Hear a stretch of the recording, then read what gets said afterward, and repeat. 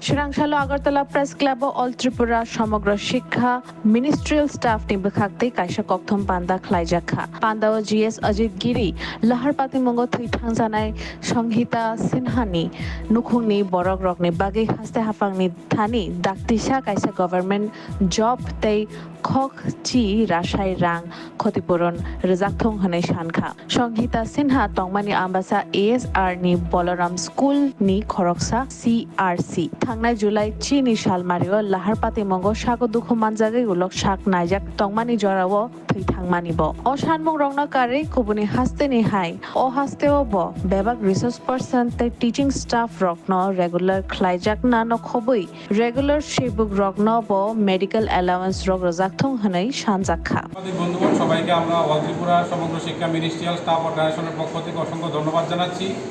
আজকে আমরা প্রেস বার্তায় সামিল হয়েছি আমাদের মূলত কয়েকটি গুরুত্বপূর্ণ বিষয়।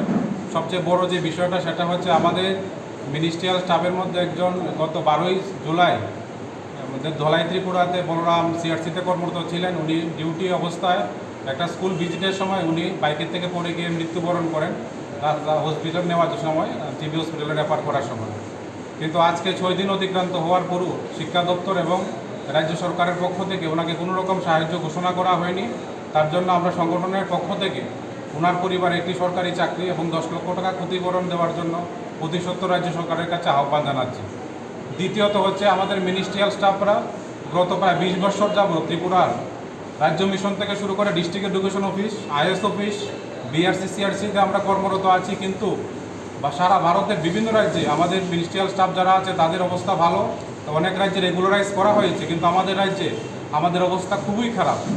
যে আমরা আজকে বিভিন্ন জায়গাতে সারা দিন রাত্রে অফিসে কাজ করার পরেও আমাদের যে বিভিন্ন দাবি দেওয়া সেগুলি পূরণ হচ্ছে না এবং আমাদের যে স্যালারি সেটাও বছরে 400-500 টাকার মতো বৃদ্ধি হচ্ছে। সেই ক্ষেত্রে আমরা আমাদের পরিবারবর্গ নিয়ে আজকে গভীর উৎকণ্ঠায় আছি এবং আগামী দিনে যাতে আমাদের সমস্ত দাবি দেওয়া মানা হয় এবং রাজ্য সরকারের পক্ষ থেকে একটা বিশেষ উদ্যোগ গ্রহণ করে আমাদের মিনিস্ট্রিয়াল স্টাফ যারা আছে তাদেরকে ভালো একটা অবস্থানে নিয়ে যাওয়া হয়। তার জন্য আমরা মূলত 5টি দাবি আপনাদের কাছে রাখছি। সেটা হচ্ছে, প্রথম দাবি হচ্ছে আমাদের প্রথম দাবিটা আমি আগে বলেছি যে স্বর্গীয় সঙ্গীতা সিনহা মহোদয়ের পরিবারের একজনকে অতি দ্রুত সরকারি চাকরি দিতে হবে এবং ওনার পরিবারকে এককালীন 10 লক্ষ টাকা আর্থিক ক্ষতিপূরণ দিতে হবে।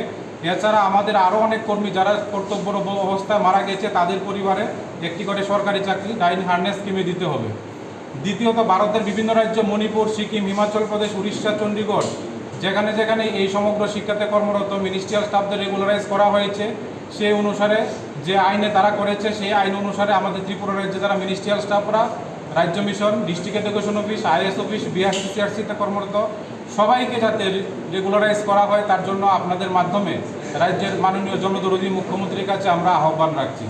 তৃতীয় যে দাবিটা হচ্ছে, খুব দুঃখের বিষয় যে একই স্কিমে থাকা অবস্থায় যে শিক্ষকরা শিক্ষকতার যোগ্যতা তাদের প্রফেশনাল কোয়ালিফিকেশন ছাড়াই ডিপার্টমেন্টে জয়েন করার পরে ডিপার্টমেন্ট থেকে উদ্যোগ নিয়ে তাদেরকে প্রফেশনাল কোয়ালিফিকেশন অ্যাকোয়ার করা হয়েছে, কিন্তু আমাদের মিনিস্ট্রিয়াল স্টাফরা একবারে পিএইচডি হোল্ডার থেকে শুরু করে বিভিন্ন ধরনের উচ্চশিক্ষিত যত ডিগ্রি যে পোস্টের জন্য 100 ডিগ্রি আমরা নিয়ে ডিপার্টমেন্টে জয়েন করেছি। তারপরও আমাদের আজকে যেটা শিক্ষকদের যে জিনিসটা দেওয়া হয়েছে যে আরওপি অনুসারে 2.57 অনুসারে তাদেরকে রেগুলার পে স্কেল এবং ইনক্রিমেন্ট তারা পাচ্ছে এবং তারা রেগুলারাইজেশনের পথে তারা এগোচ্ছে। কিন্তু একই স্কিমে থাকা অবস্থায় আমাদের অবস্থা খুবই করুণ। কিন্তু আমাদের কোনো শিক্ষার অধিকার আইনের বাধা নেই এবং যে পোস্ট অনুসারে সেন্ট্রাল গভর্নমেন্টের গাইডলাইন অনুসারে স্টেট যে মিশন তৈরি করেছে সেই অনুসারে আমাদের সবার যোগ্যতা আছে। সেই অনুসারে আমরা চাইছি যে রেগুলার পে স্কেল এবং ইনক্রিমেন্টটা যাতে আমাদের অতি সত্বর দেওয়া হয়। চতুর্থ, আমাদের এমপ্লয়মেন্ট প্রভিডেন্ট ফান্ড কিছু কর্মচারী আছে যাদের আমাদের ইপিএফ আছে, যাতে সমস্ত কর্মচারীদের অতি দ্রুত ইপিএফ চালু করা হয় তার জন্য আমরা রাজ্য সরকারের কাছে, শিক্ষা দপ্তরের কাছে আমরা আপনাদের মাধ্যমে আহ্বান রাখছি।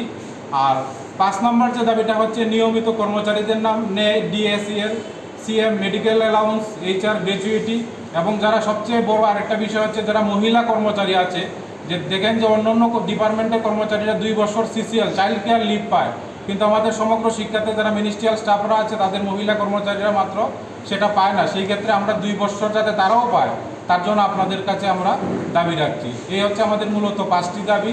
সবাইকে নমস্কার। কে কে আছে? আমার নাম হচ্ছে সুমন চন্দ্র নাথ, আমি হচ্ছি এই সংগঠনের রাজ্য কমিটির অর্গানাইজিং সেক্রেটারি। আমার পাশে যিনি আছেন উনি হচ্ছেন আমাদের প্রেসিডেন্ট রামকুমার বোস। তারপরে যিনি আছেন ম্যাডাম নবনীতা রায় বৈদ্য, উনি হচ্ছেন আমাদের জেনারেল সেক্রেটারি। তারপরে আছেন আমাদের শ্রদ্ধেয় অজিত গিরি স্যার, উনি হচ্ছেন জেনারেল সেক্রেটারি। এখানে আছেন আমাদের রাজ্য কমিটির ট্রেজারার শতদল রায়। তারপরে আছেন আমাদের বিপ্লব গিরি স্যার, উনি আমাদের জেনারেল সেক্রেটারি রাজ্য কমিটি।